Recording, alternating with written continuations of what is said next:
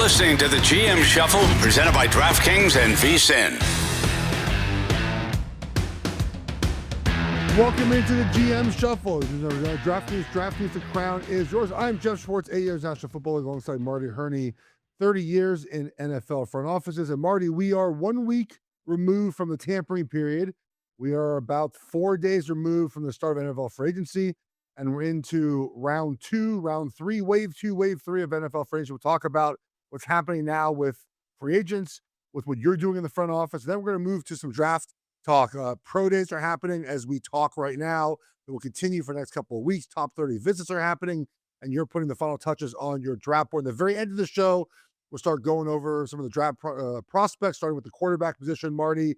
But first, let's get some news of the day here. As we're about to get on, Justin Fields was traded from the Jets to the Chiefs for a 6th-round pick next year. You said that this is a 7th-round pick this season. I prefer, as a Chiefs fan, that they sent 0 picks for Justin Fields.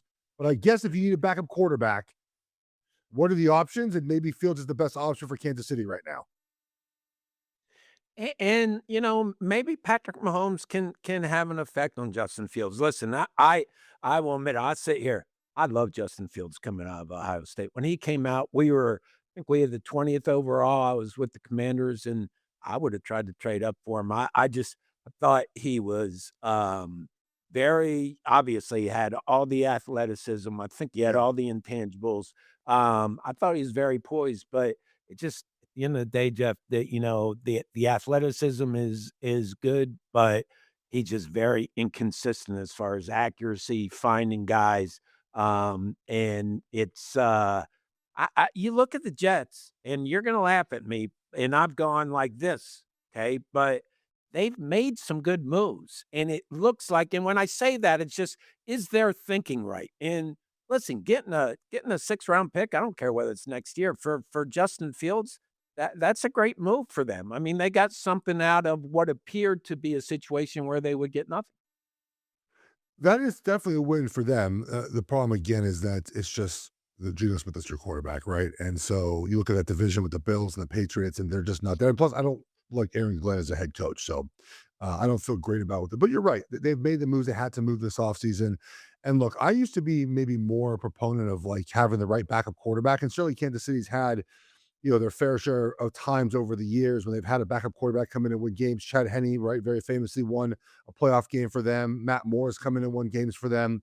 Obviously Fields will have to be ready to go, but in the famous words, is it Tom Moore who said we don't practice effed, so we don't practice our backup quarterback having to play? Like that's where the Chiefs are at. And a lot of teams are at. Like, it's good to have a good backup, of course, but you're realistically not going to win a lot of games if Mahomes is out again, right? So it's good to have someone who they can bring in, but also too, like, Fields' best ability, is his legs, right? Like, that's his legs, his athleticism.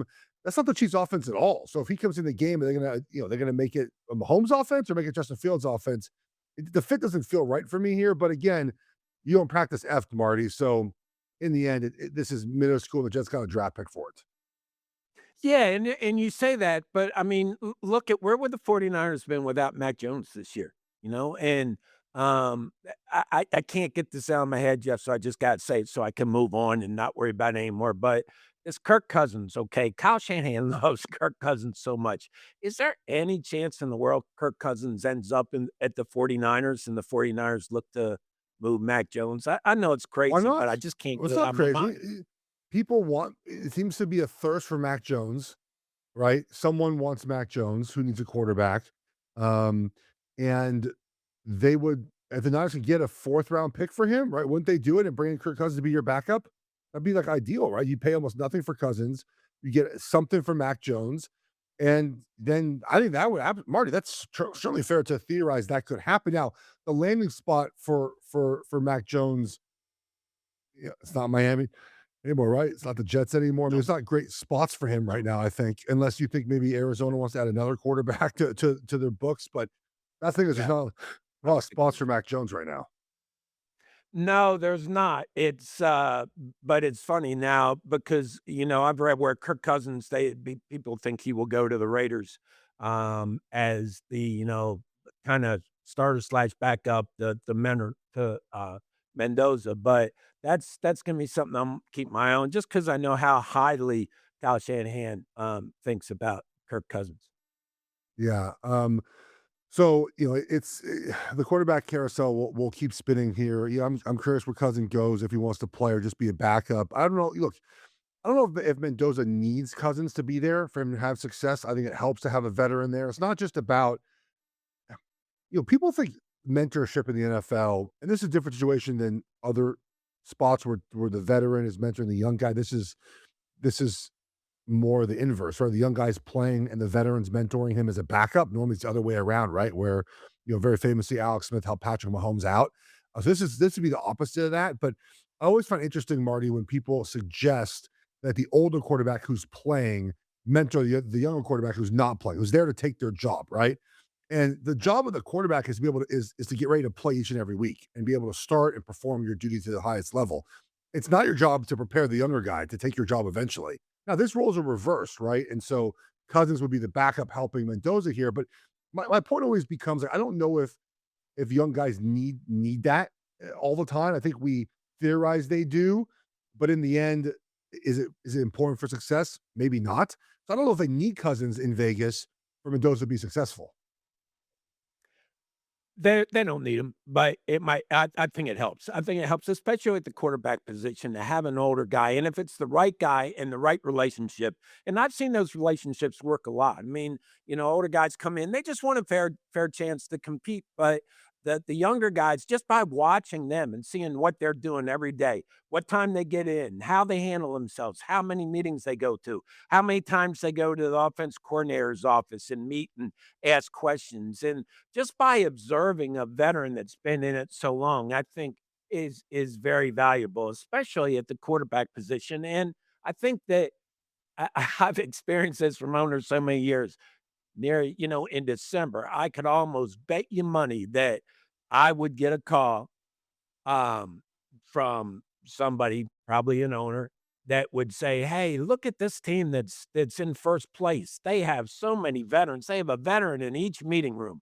And that's what comes out when teams are doing well and successful and getting along playing well. Everybody emphasizes the importance of leadership in each meeting room.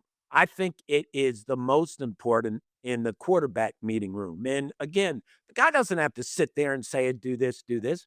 Just be himself and let the rookie observe him and see how he goes about his daily business.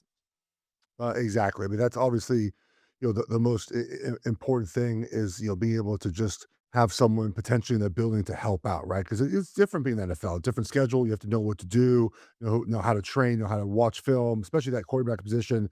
And so maybe Mendoza does. And I don't think it's critical for Mendoza to have success. It would be helpful. So we'll see where Cousins ends up. We did see Kyler Murray go to Minnesota, Marty, and here's the deal with this. It feels like the excitement for Murray to be in Minnesota has a lot to do with everything but Kyler Murray. It has to do with the fact that Kevin O'Connell has shown over the years to be a good quarterback coach, right? The offensive line is good there. The tight ends and running backs and wide receivers are good. And the defense is good, right? I don't see a lot of people saying they're almost excited for Kyler Murray. They're excited to see him in this offense, right? It's interesting how people are framing this discussion, right? I'm excited to see just how Kyler Murray plays in this offense, but it seems like the excitement for this isn't really about Kyler Murray. It's just they have someone better than JJ McCarthy now to run the offense that seems to be very quarterback friendly.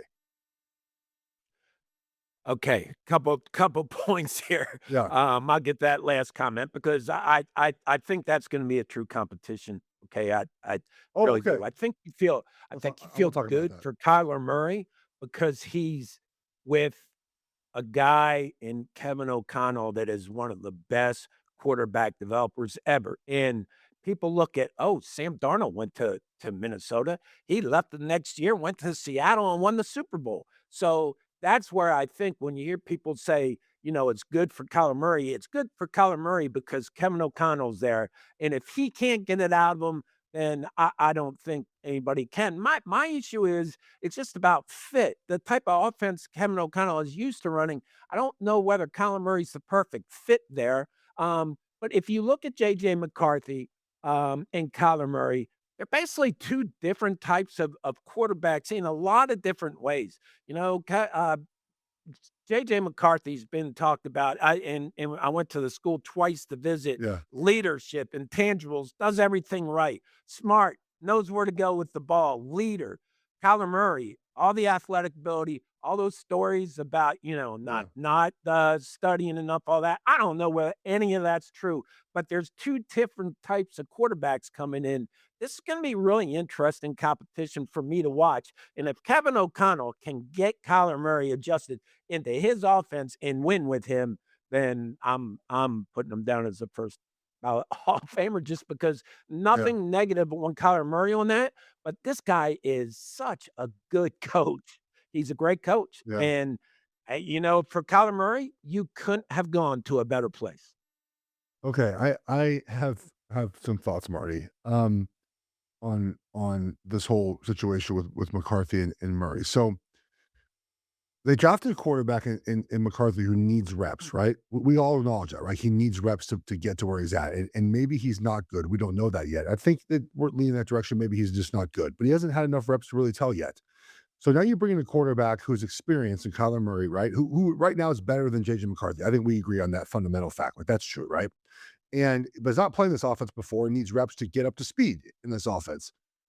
So what do you do for reps, Marty?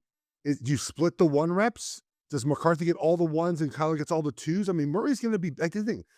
Murray's going to be better in everything they do because Murray's a better quarterback right now. And so, is it a competition where you split the reps? What half ones, half twos? Because then McCarthy's not getting the reps necessary to be able to succeed, most likely. But then also in practice, if he gets all the one reps, Murray's going to be better. Murray's going to be great against the two defense in practice, Marty. He's going to dominate the second defense in practice. I just feel like you bring him in and he's your starter immediately. I don't think McCarthy has a path realistically to be the starting quarterback anymore. God, you sound like such a coach there, Jeff. I'm proud of you. It was like, what are we going to do? We can't bring him in. We can't play. But what do you do? Split the first team reps and split the second team reps. I'm not a smart guy. I'm a keep it simple, stupid. And split first team, split second team. I want to pick up on this, Marty, because I'm gonna be the coach in the room and the player in the room. But we'll keep talking about this. We'll do that next. GM Shuffle presented by DraftKings Network.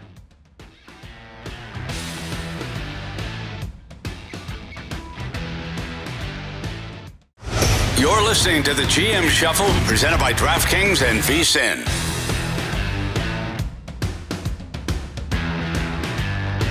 We're back on the show here. We'll talk about the younger quarterbacks, the new generation quarterbacks at the end of the show, and we'll probably bleed that into next episode as well here. Marty, let's talk more about the practice rep situation between Kyler Murray and JJ McCarthy.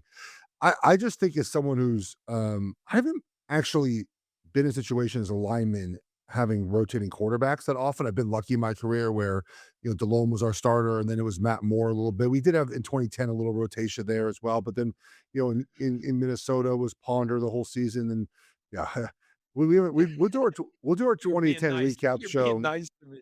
We'll do our 2010 recap show after the draft. Maybe we'll air it all out all at once. 2013 was Alex Smith and I put Eli for 2 years. And so I didn't really have that. But you start forming a bond with the quarterback the more reps you get, right? And then that just, by the way, you hear the snap count, right? Just hearing the snap count, knowing, snap count, it's 180, 180, said Hut, right?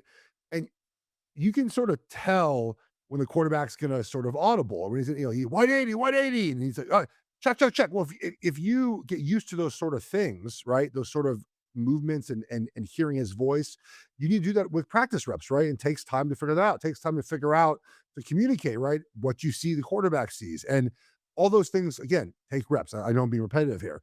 And when you split those reps up in practice, that sort of forming that bond doesn't happen quite as well, right? And so if you have, let's say there's 10 reps a period or even 8 reps a period, and 4 go to Murray and 4 go to McCarthy, I just think it's hard to get in that rhythm with that quarterback to figure out what they need, their cadence, the communication. And then what happens, like, what if there's a pressure that you're working on in that practice, right, Marty? Do you call it on play 3 and play 7 so both quarterbacks get the opportunity to work that pressure with the offensive line? Or do you save it to the second offensive line, was with the McCarthy? Like, you know what I mean? Like those sort of things, I think frustrate me when we talk about splitting reps in the quarterback position. I get it. You are. I mean, and listen, I've gone through a ton of these conversations. So you're worried about the first team center getting enough snaps and rhythm with the first team quarterback. But if the Even just first me team and right center goes tackle, out, like, if the first team center, let's say anybody gets hurt in the second preseason game, okay? Now I'm talking about preseason, and I'm talking about splitting reps, two quarterbacks.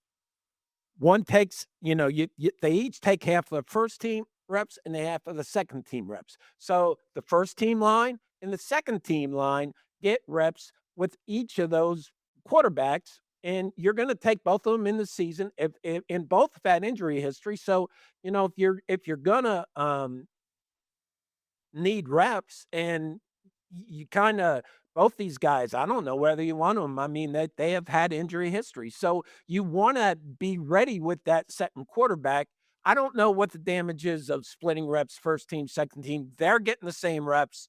The linemen, sure, they're getting 4 less reps, but the yeah. second team is getting more reps with guys that matter as well. So I just don't I don't know. I think sometimes you can get too deep into the weeds, Jeff. I think that coaches tend to do that sometimes. Personnel people don't do it enough. Okay. So there's just two different ways of looking at it. Again, in this situation, I got to be careful because I always go back to going into the school, how I felt about him coming out. Now, I wasn't as high on J.J. McCarthy as several scouts that I know. I thought he was more of a late first, high second, but I know I came out of school being able to say, this kid's smart. They love him. They love his leadership. He had decent arm strength. The thing that bothered me a little bit about him is I thought he had kind of a long, loopy release, but I know some scouts that I respect for a long time that thought the world of JJ McCarthy. He's been here 2 years. He's been hurt, hasn't had a lot of playing time. I'm not ready to dismiss him as a bust right now, but I do think the Vikings are in a situation where they need competition. So you bring in Kyler Murray, who is an extremely talented quarterback, but is the fit as good? Whereas JJ McCarthy, if he's healthy and you see the talent that some people saw in him in college, uh, he's a fit. So it's this can be really interesting to me. So last thing here, I, Murray's just better than McCarthy, and I think when you see them together in the practice field, if you do split the reps, Marty, it's gonna be very apparent early on that Kyler Murray's better, and he's gonna win the job, in my opinion, if it's fair. Which again, we'll talk about this with free agency in just a second. It's not always fair. I mean, there's a perception that like competitions are fair. They're not, right? They're just not. But if it is a fair competition, Murray's going to be very far ahead of McCarthy immediately, right? So how long do you stick with McCarthy and sort of see this out, right? Do you wait till 3 weeks of training camp, right? Do you wait till last week of training camp? Do you wait till it's game week, right? Like when do you pull the plug on this? And Murray's going to be better. That's the thing. That's my point. Murray's going to be better nearly the entire time. So you have to make the decision to start McCarthy over Murray, not based off of basically what happened at practice. It's based on what McCarthy can be. That's why I think you have to come out early and say McCarthy's our starter or Murray's our starter. Because if you declare open competition, Murray's going to win the competition. I feel very strongly about that. In Kevin O'Connell, I trust, and I'm going to leave that up to him. And when it's time, when he knows who has won the starting job, I think he will then make the change with, first team rep, second team's rep, and go from there. Wait, could take a week, could take 2 weeks, could take 3 weeks. I mean, I don't know, but I think he will know being there Yeah. and seeing every day. And really, the meeting room and the grass for the offense is going to be a big deal here. So I do think that I really do think that their mindset is a true spirit and atmosphere of competition. Kyler Murray's going to come in and make some athletic plays and wow guys, and JJ McCarthy is just going to try to keep proving that he can stay on the field and get better. So, listen, if you were going to make a bet here, I would bet that Kyler Murray was the starter on opening Yeah. day. I don't think that many people would disagree with that, but I still think there is going to be some bit of a competition there. And I I don't think they have lost total faith in J.J. McCarthy. Although the time is now. You have to start doing something at this point, third year in. Yeah, you have to figure something out here. If you like what you're hearing here on the GM Shuffle, even more VSiN Pro, betting splits, power and sharpen house, all presented on your first month. Go to vsin.com and check out all the subscription options. All right, Marty, before we get to some draft talk, we've talked about this a little bit when it comes to free agency, right? So there's a first wave. We saw the first wave pop last week. There used to be a second wave of free agency, and there was a third wave of free. So it was like the first sort of 3 or 4 days were the big dogs. And after that, there was a period of like a week where the sort of second wave guys, and then there was a third. I've been to all three. I've been signed immediately. I've been a second wave guy and a third wave guy. And it's interesting to be in sort of those situations, but it does feel like that second wave is gone now, right? We had a bunch of signings early on, and we get to basically depth signing. So for you in the front office, I'll talk about from the player perspective. For you in the front office, right now, if you're looking to add free agents, these are guys that are very targeted to a specific position, correct? And then also these are more guys that are not going to be counted on to start. No, these are depth signings. These are guys who can come in and step in for a couple games if there's an injury to the starter at that position, and then there's value, and that's why you have to be patient and give time. I mean, I think there's after that first wave, there's always a couple days. People always say, "Oh, teams are just redoing their boards." Well, that's true, but on the other side, agents are talking to players, and you can speak on this better than I can, Jeff, but I think agents are talking to players that were expecting big money, and now the agent knows, hey, we've gone through the first wave. It's not going to be there. Does the agent have to get the player back into a mindset of, Yeah. okay, I'm not going to get what I thought, and where do I want to go? How hard is that? Well, so there's a lot of things to cover here, Marty. The first one is, I don't think players realize after that first wave is over, you're starting to be a depth piece. Now, of course, you're always wired to think that you're going to be a starter anywhere you are. I remember when I signed with Kansas City, get third wave of free agency. I signed with Kansas City, and I got to training camp, and I wasn't starting, and I was doing pretty well in training camp. But I called my agent. They're like, "Yeah, they brought you in to be a backup, dummy. Like, you're not going to start. Like, you're just like like you're not supposed to start. Like, you're not."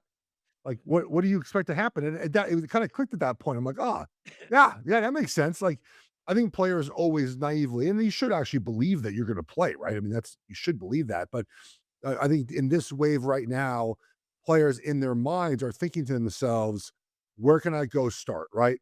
Where's the best situation for me to play immediately? Where's the best situation for me to grow? Is there a roster that I look at, I think in that position group, I can play immediately? And the other thing is there's a sort of a battle between the front office and the agent on the length of the contract, right? I always wanted 1-year contracts because I want to play well and get out. You guys want 2-year contracts, right? You want to lock us in. So if you play well, the second year is cheaper. And so I sometimes took a little bit less money to do a 1-year deal to bet on myself. It did not work in Minnesota. I went from the Carolina to Minnesota, got hurt in Minnesota, didn't play very much. Then I went to Kansas City, signed another 1-year deal and played really well. And it paid off into year 7 for me. So I was 1 for 1 on sort of my trust myself deals, right? Players sometimes want to take the 2-year deal just to know they got 2 years. I didn't want to do that, Marty. I took the risk to make a little bit less money on the front end to get my 1-year deal, and it really saved my career, but I got that big contract eventually because I did that, right? Because if I had played well in Kansas City on a 2-year deal, the next year I would have been making $1 million. Instead, that wasn't the case in New York. So, right now, agents and front office are sort of having that battle now about the 1 or 2-year deals. And you were able to adjust your mindset, and I think it changes, Jeff, where if I was in a position, like that right now, I'd be looking, as you said, you made the right decision, right? You got the 1-year contract. You looked at it as a chance to opportunity to prove yourself and get back into the market, and you also picked a place that you trusted and that you thought you would have a very good opportunity at. So I think, doesn't it kind of shift a little bit to, okay, now I didn't get the money I want. Now I got to be more selective of picking the right team that's going to give me the right opportunity. It is that. And what's funny is I sort of went 1 for 1 on that too. I picked the wrong place, I think, for me in the end in my first situation in Minnesota. Like I sort of trusted the relationship I had with the offensive coordinator there, and I guess he was offensive line coach. It just didn't work out. that way in Kansas City was sort of just like a blind faith in Andy Reid. Everyone I talked to told me good things about him. So let's pick this up in a minute here. We'll do a GM Shuffle presented by DraftKings Network.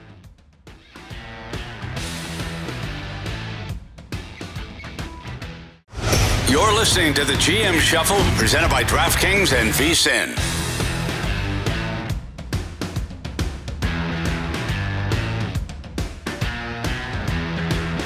We're back here on the GM Shuffle. So as players are trying to pick where they're going to go, Marty, a lot goes in that process. So I had, after I left the Panthers, I had meetings I went to Detroit, San Francisco, and Minnesota.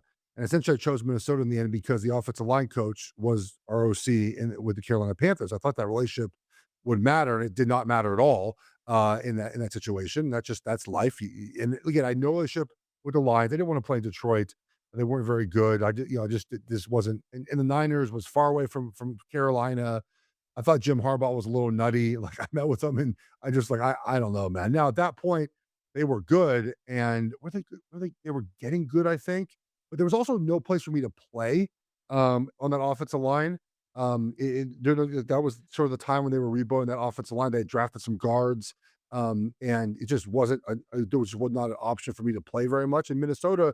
I knew the offensive line coach, and B, there was a spot at right guard for me to compete to be able to play. It just didn't work out. The next year in Kansas City, I don't think anyone else even offered me a deal. I just went to Kansas City. It's the only place that was available for me. So, again, you sometimes you choose the right place at the wrong place, and you got to trust your gut sometimes, and sometimes it's wrong. I absolutely went to the wrong place in Minnesota.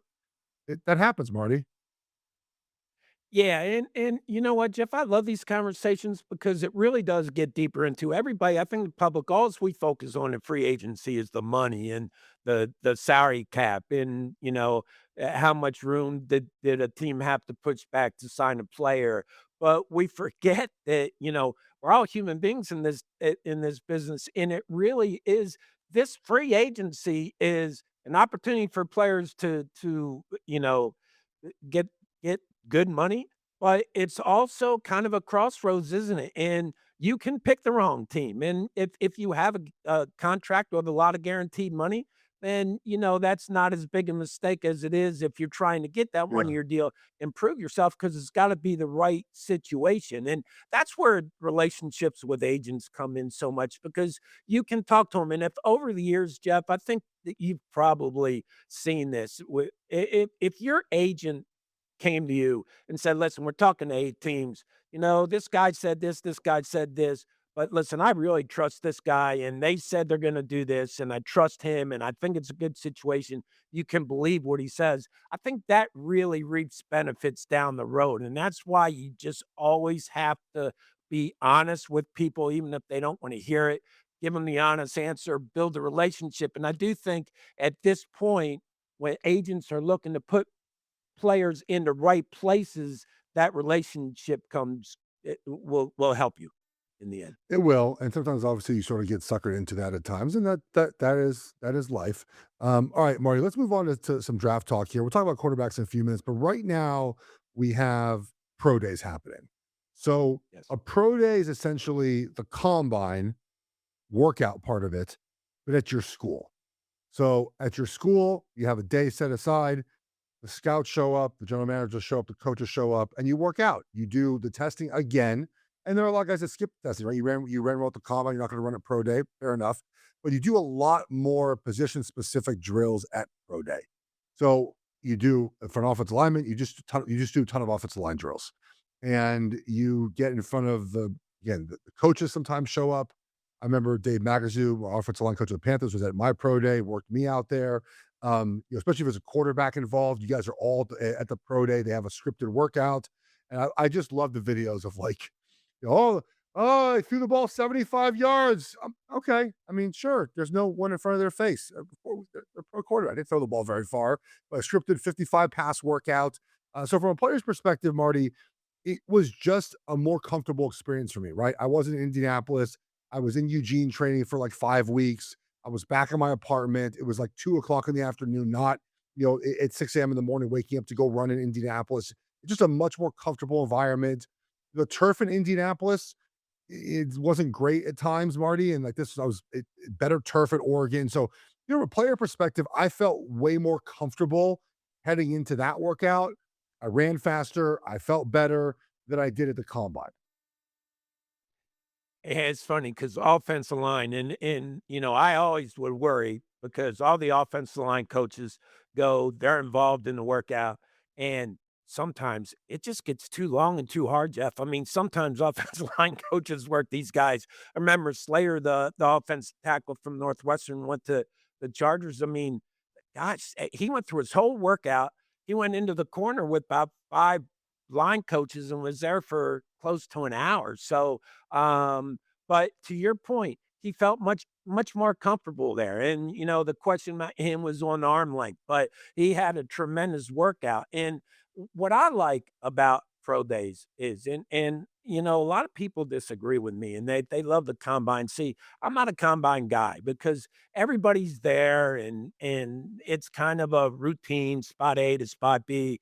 I like going to pro days. And number one, if there's a player you're thinking about in the first round, your coordinator's going, your assistant coach is going, sometimes your head coach is going. With a first rounder, you're trying to get dinner with them either the night before the workout or the day after. I said the day before Cam Newton's workout, Ryan and I spent all day with him and took him out to dinner, but all day meeting with him in a hotel room. But it's kind of one-on-one time for yourself, for coaches. And what I really like is guys are in their home environment, so they're more comfortable and they're more act like themselves. So I would always look around during warmups and is a guy alone by himself in the corner and I experienced this where we actually ended up taking a player that I kind of had questions on. Guys, he's alone with the headphones, and you don't want to cross guys off for the wrong reason, but you just get a feeling when you see guys in their own environment and you can talk to all the coaches. You can talk to the people in the building, and you can do that when you make the school visits. But you also have that comparison. Is what were people saying about them in the middle of the season when I was at the school, and what are they saying about him now? Are they saying were they questioning him in the middle of the season and then saying good things because they just want to help him now?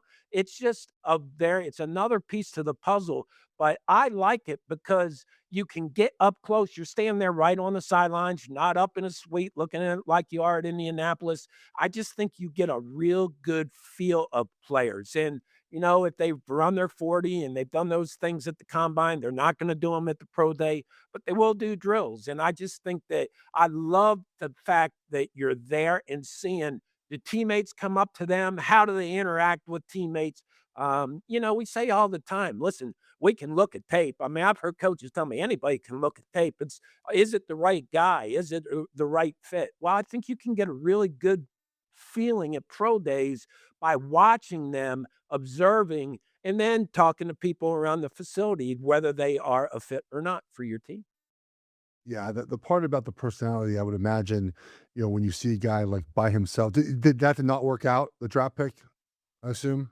No, Yeah. did not. Yes, you wanna be able to do that. I do recall, um, the pro day and the importance of forming a little bit of a relationship with the coaches you're there with, right? So, obviously, if you're a first round pick, it's different. You take them to dinner and whatnot and whatnot, but I was not that type of guy. I remember when draft was the day of the draft, the day I was drafted, Dave Magazine called and said, "Hey, remember I was at your pro day? I was the only coach to work you out. Like I like you a lot. Come, come sign with us." So I remember like that was, that's some of part of the process of this.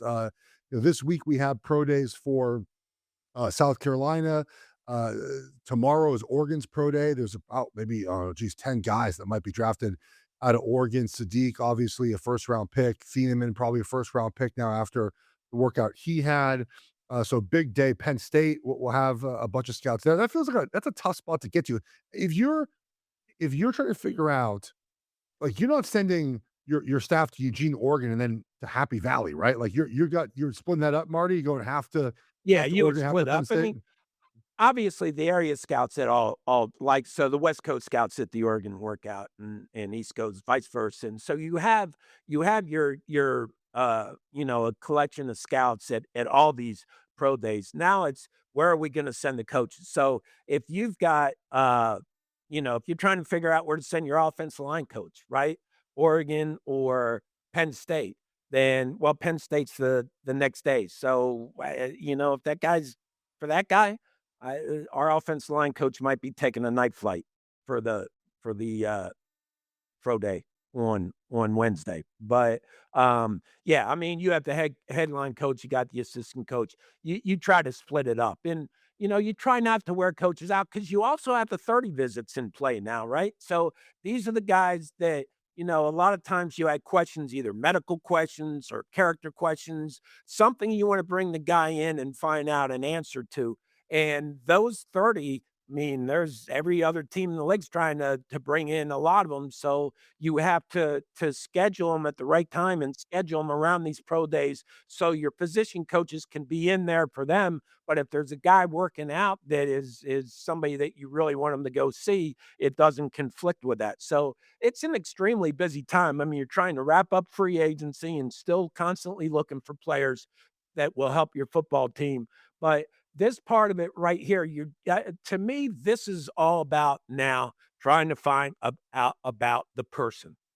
Who is the person of the player that you're bringing in and you're drafting? Because that, at the end of the day, is really going to determine whether he's successful or not. So I think those are some things you can see when you go to pro days, because they're in a familiar environment and they're more apt to be themselves. Whereas at the combine, they know everybody's there looking. Their agents had all these conversations with them about how to act and what to talk in the interviews. I think the pro days are just a more natural setting for them, and I always like trying to get to as many as I could. Favorite city for a pro day, Marty? What's your favorite place to go? Or what was your favorite place?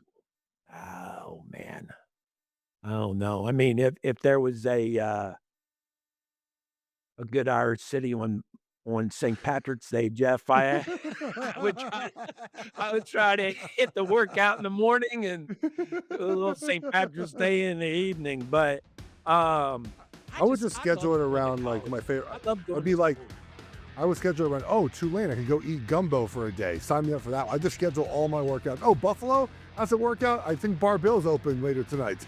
Just if I was a front office executive, I just schedule all my trips around my favorite. Oh, Kansas. Oh, wait, Kansas. Oh, Kansas State. I'll go get some barbecue. I'm up for that. Let's go. Let's talk quarterbacks next. James Shuffle, by DraftKings Network.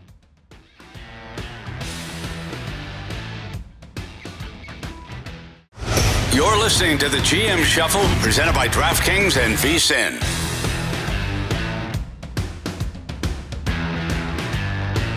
Welcome back here to the GM Shuffle. It is draft season, and we're going to start a discussion with some of the quarterbacks. Obviously, very important position in the draft, and it will be important to note as we go forward here, Marty. Obviously, the first quarterback off the board is going to be Francisco Mendoza out of Indiana. He was formerly at Cal. When he transferred, I'd watched a ton of him at Cal. I thought there was a chance he could be a Heisman winning quarterback. I got that on record, so that's out there. I'm not sure I thought maybe it would go exactly the way it did, but the potential was obviously there. And now we get to the draft time, and I know you've had a chance to watch him. I've had a chance to watch him. Just overall thoughts on the first quarterback in the draft. Great measurables. Looks like he really can play the game from the neck up. He looks like he makes good decisions. Has, very awkward short area feet, but they work. He's a tall kid, so kind of moves like a little giraffe like in the pocket and short area. One of the things he does, Jeff, that bothers me a little bit, I think can be coached out, but when he's in the pocket in close quarters, he's looking at the ground. He's almost looking at his foot movement. And he really doesn't he's not a quick twitch guy. He's not quick twitch feet, but he manages to really be able to maneuver in close quarters in the pocket and get out of trouble. I love the way he sees the field. He's got great vision. I think he's got all the tools. He really does. It's just, can he maneuver in close quarters back in the pocket because his eyes are always downfield and he's seeing it. His arm's strong enough to get it in the close quarters. I really, I like him a lot. Anytime you take a quarterback with the number one pick, your stomach's in knots. But I think the Raiders really are in a good position here. I like this kid. He's had good coaching. He's a team guy. He's a leader. Everybody has nothing but positives to say about him. I just think he's obviously the obvious number one pick, and I think he's going to be a good pro. So here's my thoughts. I watched a ton of Mendoza, obviously. I watched him dice up my Ducks twice and watched him all season in the Big Ten. Um, so the Indiana offense is pretty interesting, right, Marty? It was RPO based passing game, right? Run pass option. He threw a ton of back shoulder fades, slants, just sort of the RPO playbook, right? And there was not a lot of traditional drop back passes. And if there was, their ball was out quick, right? Slot fades, just sort of stuff to the back corner of the end zone. Um, not a lot of pro throws, right? When you watch him play his film, it's just not a lot of things you're like, oh, that's a Sunday throw. Because the back shoulder fade is great and all, but that's not really what NFL offenses run, right, Marty? I mean, once or twice a game, they were doing it 6, 7, 8 times a game, right? Um, Yeah. is that a concern for you? Because there weren't a lot of balls over the middle of the field with any regularity. It's not his fault, by the way. It's not the offense. So it's not like I'm not Mendoza was missing those guys. He often was the sort of a first read and throw the ball or run guy. He was not often getting to 1, 2, go the other side, 3, 4. Again, some of that was structured the offense, not really his fault per se. Any concerns for you that there's not a lot of, okay, this is the throw he's going to make on Sundays that we see on a Saturday film? Eh, it it's not as big a concern as it maybe would have been 10 years ago because everybody's doing that now, Jeff, so there's not a No. lot of, teams that you're gonna look at that does that. Again, I've said I'm a traits guy, I'm looking at traits, and to me, he's got all the traits. Do I would I prefer his feet be a little bit quicker and be able to change directions in the short area a little bit better? Sure, but, with the height, the length, everything he's got, I just think that this is a guy who has moved up and met every challenge, and I don't think this is gonna be any different. I think he's got the arm. He sees everything. He's supposed to be a very smart guy and will come in. People don't think he's gonna have problems grasping any offense. So I just think I don't know if he was there. There's nobody to kind of match him with this draft, but I just think that he's got a chance. You always have questions. There isn't a quarterback coming in. I mean, there are people I had questions about Peyton Manning. Yeah. It's just because Ryan Leaf was mentioned in the conversation with him. It was Peyton Manning and Ryan Leaf. So you just don't know. But I like a lot of things about Mendoza. Can you come up with things that worry you? Heck yes, you can do that with any Right. player there is, especially number one at the quarterback position. You absolutely can, and there'll be plenty of time to do that with Mendoza, but it very clearly feels like the 1-1 for the Raiders. The next quarterback, Marty, appears to be Ty Simpson. Will it be a first round pick? I don't know. There are teams that make sense, like maybe the Rams, but I don't know if they're going to spend a pick on him with an idea that they're going to win now, right? Doesn't really help them win now. There's talk about maybe the Cardinals trading back up. I mean, there's potential spots for him.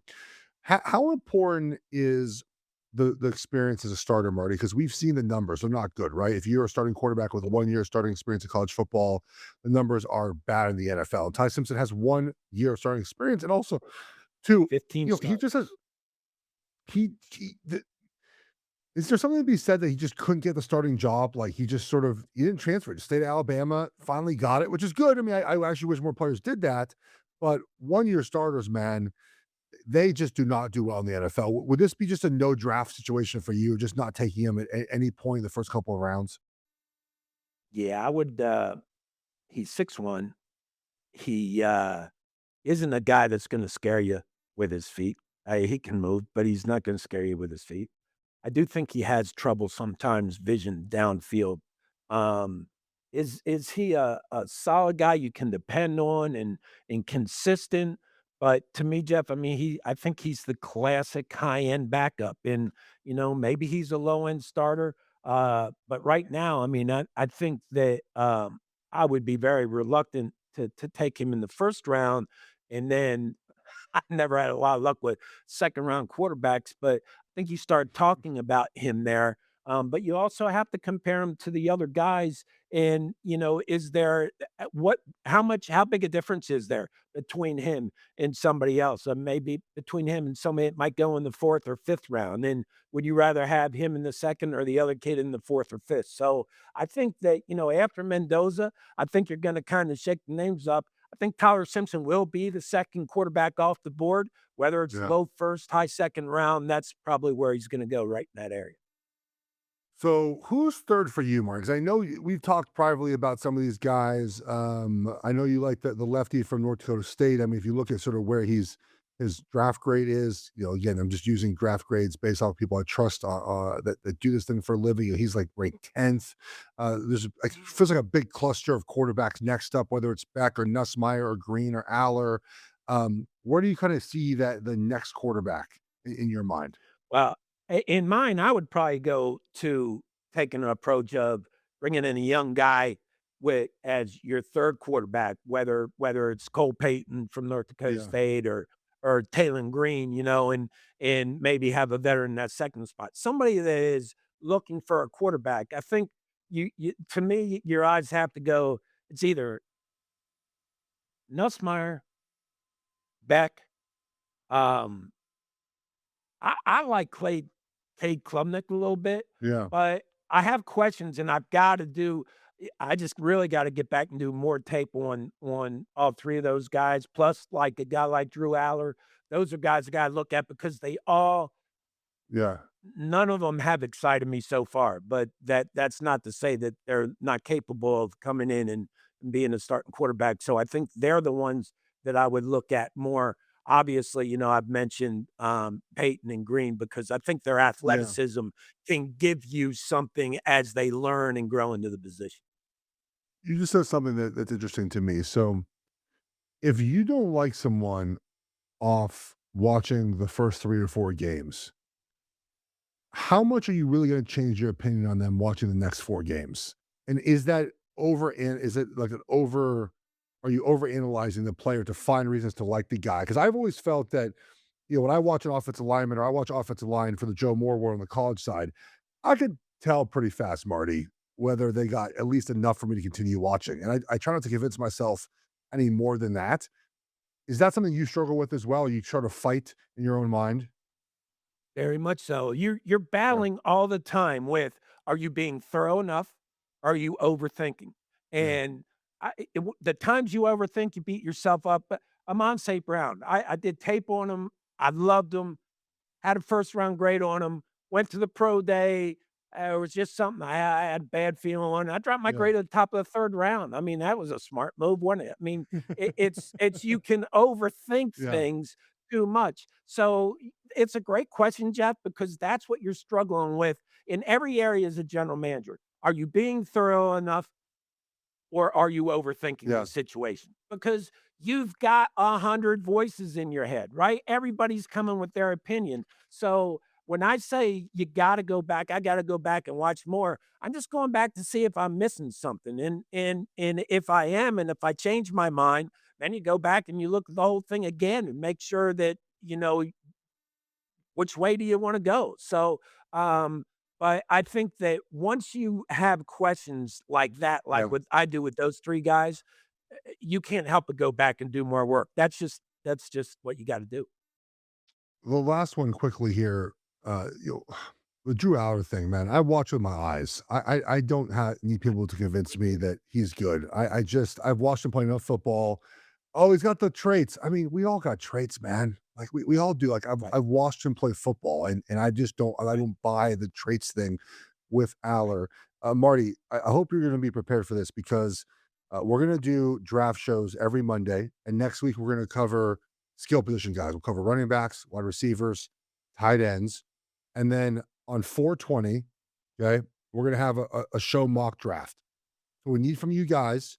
You can either tweet me, you send the email to someone. I'll get an email address for you guys.